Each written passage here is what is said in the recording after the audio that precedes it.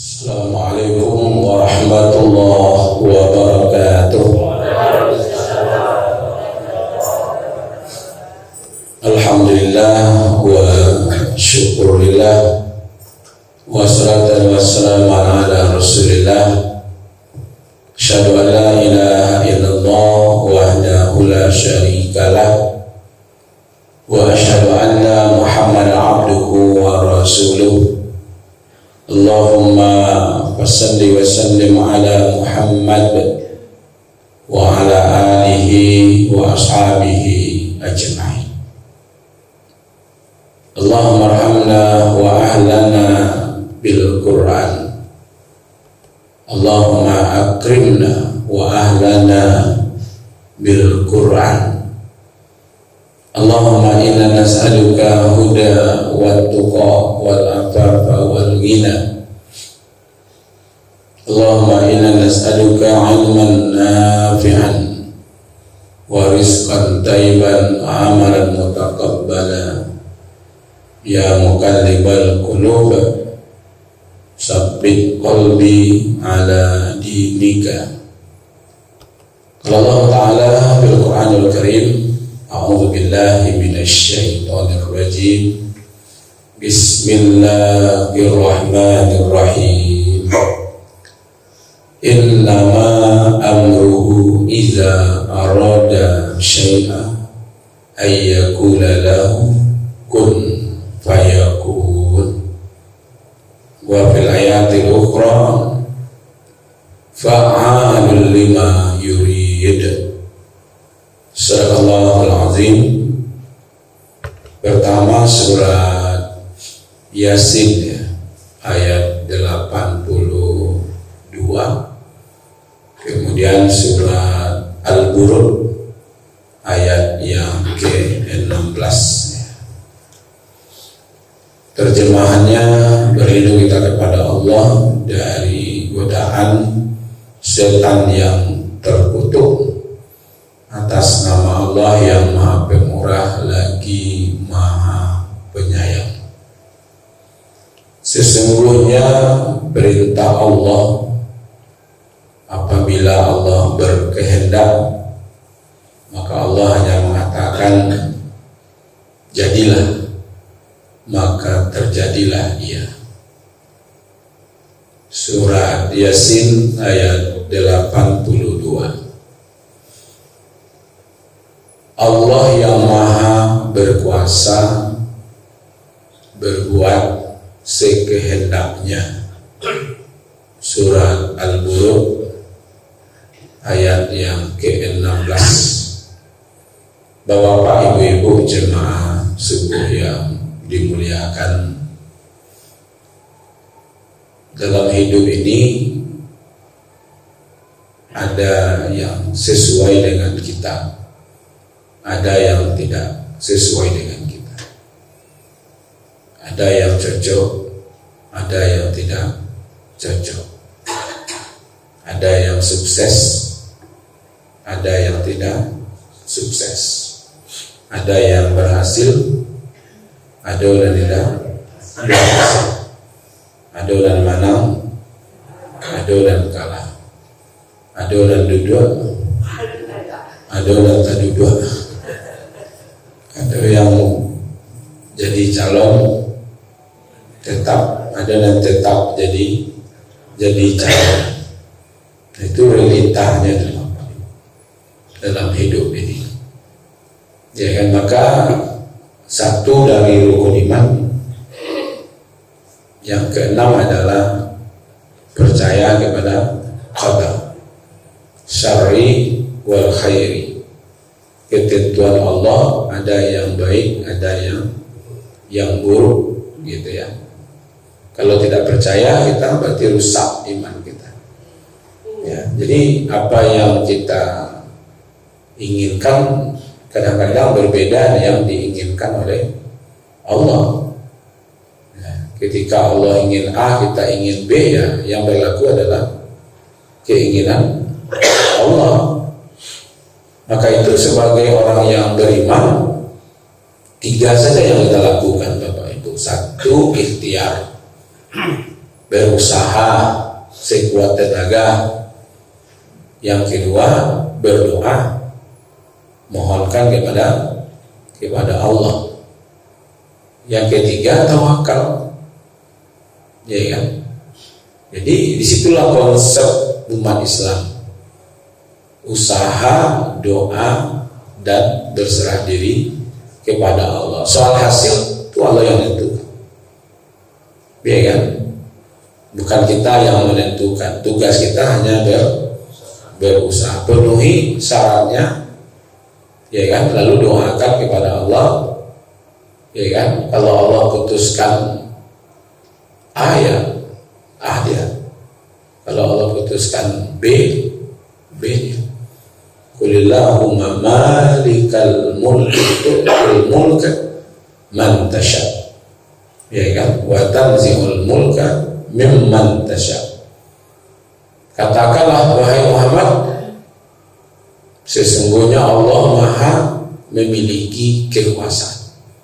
Allah akan berikan kekuasaan itu kepada siapa yang dikehendakinya, dan Allah akan cabut kekuasaan itu dari siapa yang dikehendakinya. Siapa yang dimuliakan, Allah berikan kemuliaan. Siapa yang dihinakan, Allah beri kehinaan. Ya. Maka itu di dalam surat An-Nasr, Bapak Ibu, idza jaa nasrullahi wal fath. Itu ada yang menarik dalam ayat itu. Allah pasti akan datangkan satu kemenangan, yang kedua pertolongan. Tapi pertolongan itu dibatasi oleh Allah. Makanya nasrullahi wal fath, pertolongan Allah. Ada Allahnya di tengah-tengah, ada nasru, ada al-fath. Itu kenapa tidak digabungnya itu, Pak? Iza jaa nasru wal fath min Allah. Jadi antara pertolongan dan kemenangan itu langsung nanti datanya dari Allah. Kenapa dipisah gitu? Ya kan? Nasrullah satu, baru wal fath. Pertolongan Allah, seolah-olah kemenangan itu tidak ditolong oleh Allah kan? Padahal kedua-duanya sama kan? Nah, maka itu ada yang ditolong menang, ada yang ditolong tapi tidak menang, ada yang dimenangkan tapi tidak tolong. Apa yang memahami itu? Ada yang ditolong ya menang ya juga. Ada yang ditolong tapi tidak menang. Ada yang menang tapi tidak ditolong. Itu makanya dipisah di situ. Jangan dikira setiap yang menang itu ditolong Allah, Pak. Malah memang tinggi jatuh kadang-kadang. Ya kan? Jangan kira ketika kita berhasil itu ditolong Allah. Tahu. Malah banyaknya yang menyesal mau ketahui mereka tidak maju dulu berdoa. Ada lagi kira itu. Menangnya dulu kan, tapi kemenangannya tidak ditolong oleh Allah. Ya kan? Nah, ditolong dan menang itu inilah ayatnya yang berhubungan dengan Fathul Makkah. Tahun ke-8 Nabi merebut kota Makkah tanpa ada tumpah darah, tanpa ada peperangan. Ya kan? Itu tandanya apa? Ditolong dan dimenangkan. Bayangkan perang Uhud saja pada yang meninggal, perang Badar juga banyak meninggal. Ketika merebut kota Makkah tidak ada perlawanan sedikit. Ya kan? Karena Nabi masuk dengan sahabat itu dengan bermacam penjuru, akhirnya dikuasai kota Makkah tanpa ada tumpah darah. Itu yang pertolongan, Pak, dan kemenangan. Tapi ada yang ditolong tapi tidak menang. Ashabul Kahfi, ya kan? Ditolong oleh Allah sehingga mereka masuk ke dalam gua. Berapa tahun? 309 tahun, Pak. Berada dalam gua Tidak ada yang berubah. Ya. Kamu seminggu saya kalau tidak diurus kok Pak. Kalau tidak diurus Pak, sama cakap-cakap. Sebulan saja kalau tidak diurus Pak, menjangui bantuan, sumui bantuan, bulu hidung lah bantuannya enak. Kuku kok kalau tidak diambil Pak, tidak 2 bulan, bantuannya Pak. Ikut barang 309 tahun, tidak makan, tidak minum, tidak ada yang berubah dari badannya Pak. Apa itu tidak pertolongan Allah?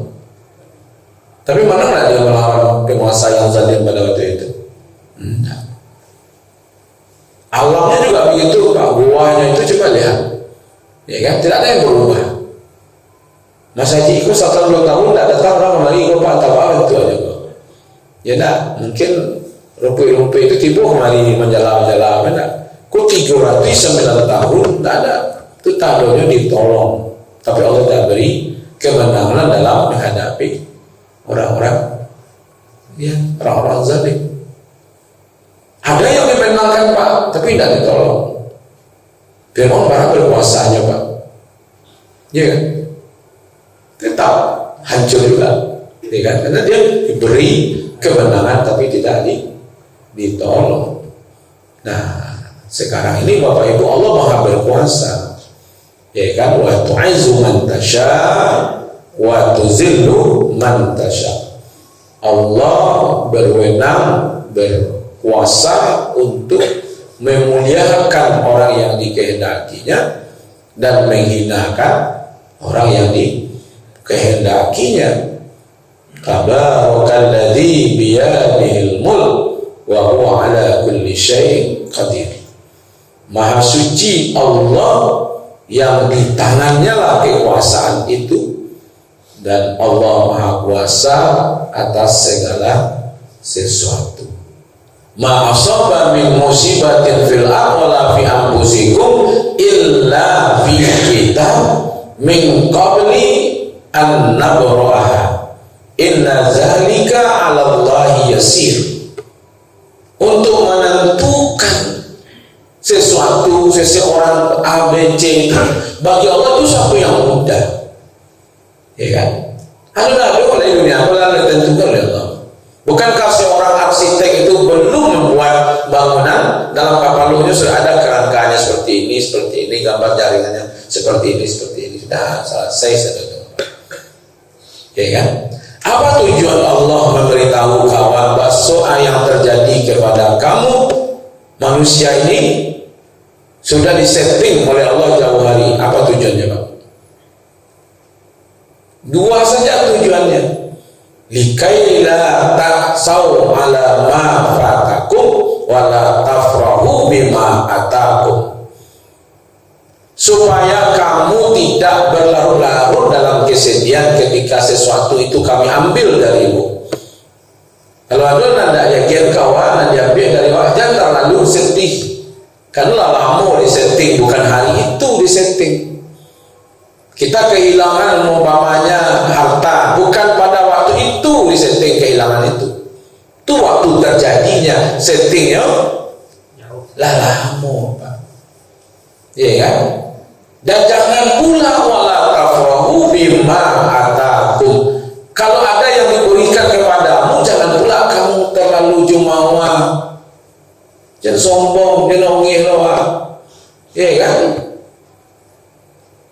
Karena bisa saja kan sesuatu yang buruk menurut kita, tapi itu yang terbaik.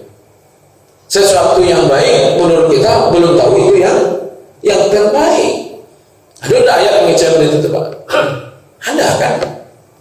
Kutiba alaikumul kitab wa huwa kurhu lakum wa asa an takrahu syai'a wa huwa khairul lakum wa asa an tuhibbu syai'a wa huwa syarrul lakum wallahu ya'lamu wa antum la ta'lamun. Bahwa meyakini itu tuh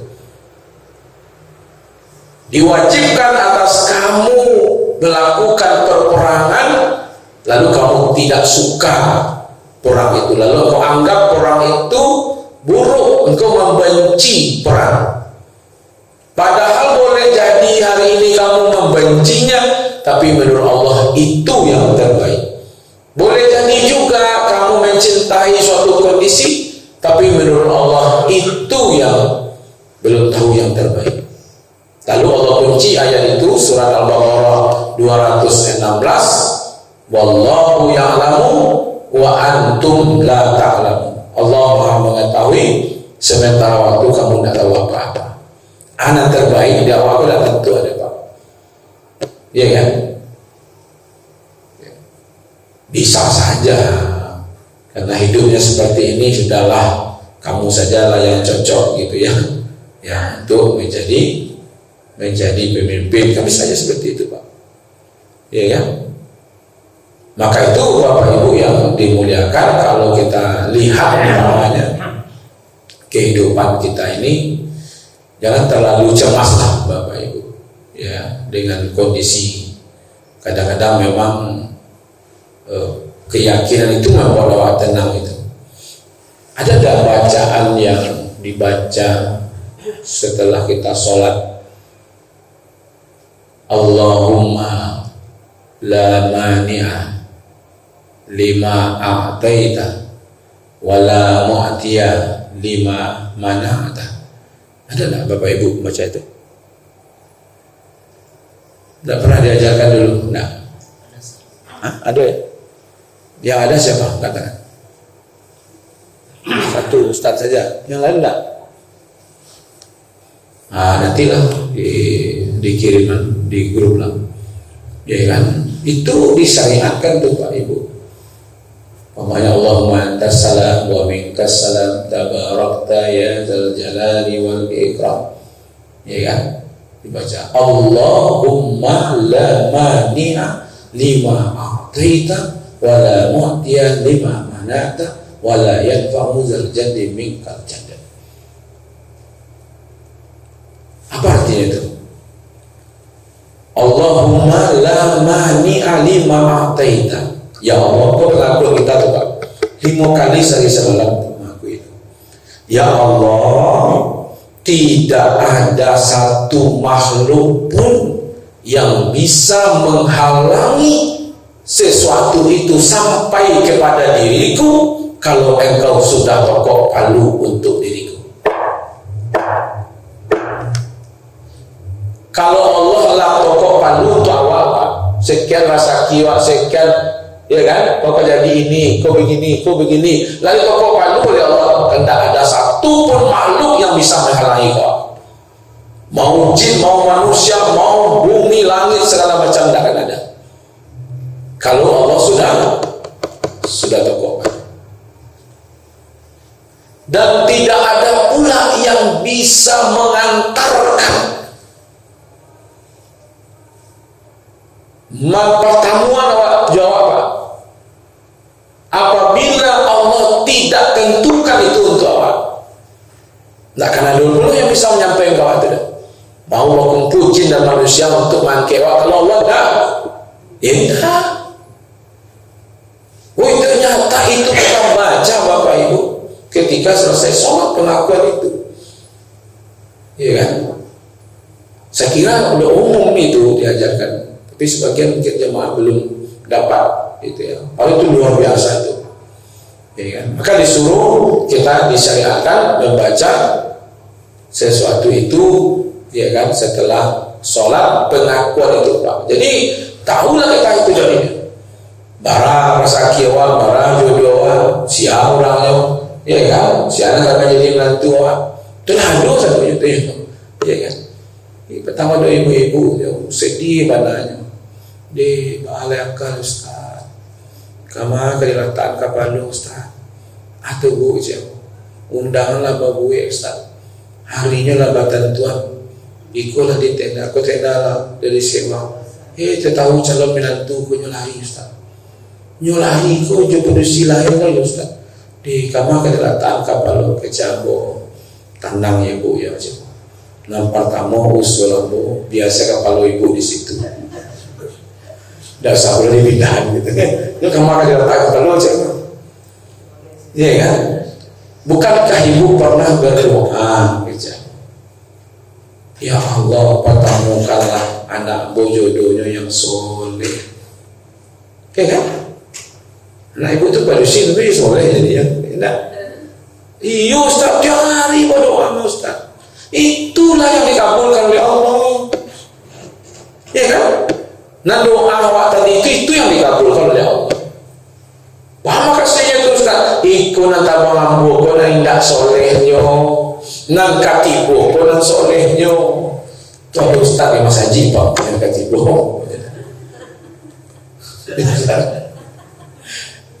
Karena tahu apa?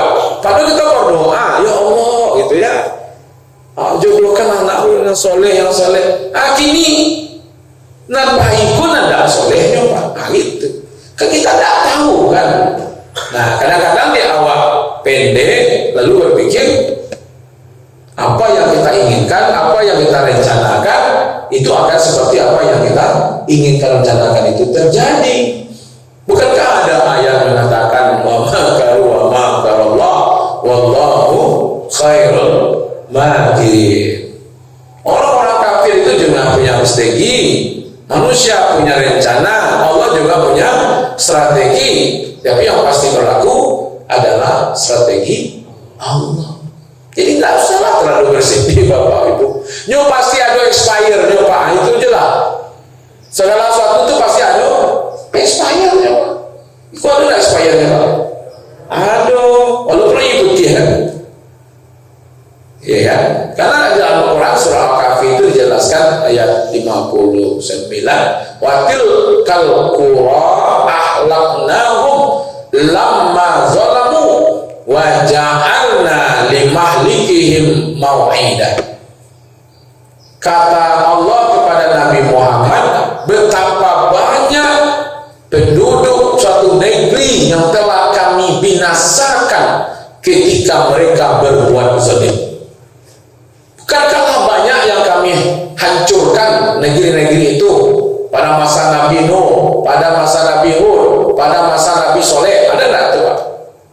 Yang dihancurkan oleh Allah. Kaum Nuh termasuk istrinya, juga anaknya. Kaum Hud itu adalah kaumnya Ad, ya kan? Kaumnya Nabi Soleh namanya kaum Samud. Bukankah setiap Nabi itu ada yang dihancurkan? Nabi Musa, siapa yang dihancurkan pada waktu itu? Fir'aun, Qarun. Pada masa Nabi Ibrahim, siapa yang dihancurkan? Namrud. Pada masa Nabi Muhammad, Abu Lahab. Aduh, sadonya Pak. Iya kan? Nah, apakah orang-orang itu tidak mendapatkan kekuasaan? Mereka berkuasa, mereka hebat. Cuma karena mereka zalim, kami beri waktu saja. Nah itu masalahnya Pak. Wa ja'alna limahlikihim mau'idah. Telah kami tetapkan waktu tertentu bagi kebinasaan mereka. Itu ya Pak. Maka itu kalau dapat nikmat, alhamdulillah. Kalau tidak dapat nikmat, inna lillah. Gitu ya.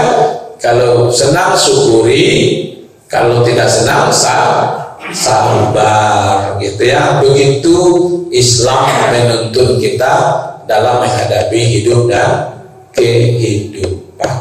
Ini curang Ustaz. Itu urusan dulu mengurus Pak. Dakwah mengurus dia. Tidak. Ini curang Ustaz. Memang Allah bisa dicurangi. Kalau Allah tentukan, ya kan? Tapi Allah sudah ancam juga Pak. Wailul lil mutaffifin. Terakhir ini Bapak Ibu. Kita ini kadang-kadang mencari-cari ini, wah ini begini. Aku meninggal ya. Dokter terlambat, alat tidak ada, pertolongan tidak ada. Enggak Pak. Banyak meninggal. Ajal ya Pak. Iya kan? Dokter itu meninggal, dokter. Ada dokter meninggal. Atau siapa terlambat gitu. Bapak meninggal dokter sebulan gitu. Iya dokter terlambat. Nyo dokter Pak. Pernah terlambat. Iya kan? Kadang-kadang orang pura-pura tak kaji itu kadang-kadang. Iya kan? Jam berapa meninggal pagi? Jangan dam. Tadi malam kami makan nasi goreng jelek. Tak boleh kata kaji Pak. Meninggal jam 6 pagi, makan nasi goreng malam biasa saja. Tapi kalau meninggalnya tadi malam, pagi makan nasi goreng, harus jadi masalah Bapak. Iya tak? Dan itu biasa saja Bapak Ibu. Iya tak? Kalau ada yang melakukan A, B, C, curang dan segala macam itu, adalah dua ayat yang wailul lil mutaffifin. Itu peringatan keras bagi orang-orang yang curang. Kehancuran, kebinasaan yang hebat akan terjadi terhadap orang yang curang. Dunia dan akhirat. Nah, cuma yang empat. Kan benarnya itu orang yang menyogok dan disogok tidak berdosa kan? Iya kan? Orang yang menyogok dan yang disogok tidak berdosa. Lalu langsung masuk neraka. Ar-rasi wal murtasi finnar. Orang yang curang itu tidak berdosa terdepan, tapi langsung dihancurkan. Nah itu. Maka disebut itu wail. Di mana tuh Ustaz? Dunia dan akhirat. Di dunia keberkahan habislah. Mungkin jumlahnya bisa banyak, mungkin kekuasaan dia kuasai, tapi nanti akan datang kerugian yang luar biasa. Kalau di akhirat, well itu Pak, well itu bukan nama neraka Pak, satu lembah yang dikelilingi oleh perbukitan api dan mereka itu dibakar manusia itu, lalu melelehlah darah dan tanah dan air keringatnya masuk ke dalam lembah tadi, namanya lembah well. Orang yang curang itu kalau mati dia dalam keadaan curangnya, maka dicemplungkan ke dalam lembah well itu Pak. Tak boleh dipikir benar. Ya kan? Nah kalau gitu, apa yang terjadi kepada kita baik atau buruk, sukses atau tidak sukses, maka jawabannya adalah takdir Allah. Maka terjadi seperti itu, takdir Allah itu kuncinya Bapak Ibu. Mudah-mudahan manfaatnya. Terima kasih. Mohon maaf. Wabillahi taufiq wal hidayah. Wassalamualaikum warahmatullahi wabarakatuh.